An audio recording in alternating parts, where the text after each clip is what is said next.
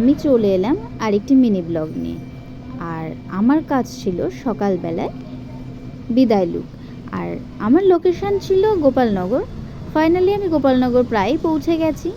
তো পৌঁছে গিয়ে দেখি আমার ক্লায়েন্টের মেকআপ অ্যাজ ইট ইজ আছে।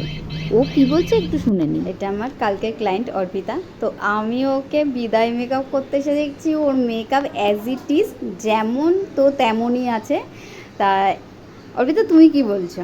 হ্যাঁ, মেকআপটা লং লাস্টিং ছিল আর যেমন করা হয়েছিল সেমনই আছে। এখন একটু টাচ আপ লাগবে শুধু, ব্যাস আর কিছু না। তো মেকআপ করে কালকে 7:30টায় ছেড়ে দিয়েছি আর আজকে এখন প্রায় 8টা বাজতে গেল। তো অ্যাজ ইট ইজ মেকআপ রয়েছে। ভালো লেগেছে কালকে মেকআপ করে? হ্যাঁ, অনেক ভালো লেগেছে, সবাই বলছিল খুব ভালো হয়েছে। বাহ, থ্যাংক ইউ তোমার স্পেশাল ডেতে আমাকে বুক করার জন্য। Thank you YouTube for making my day special.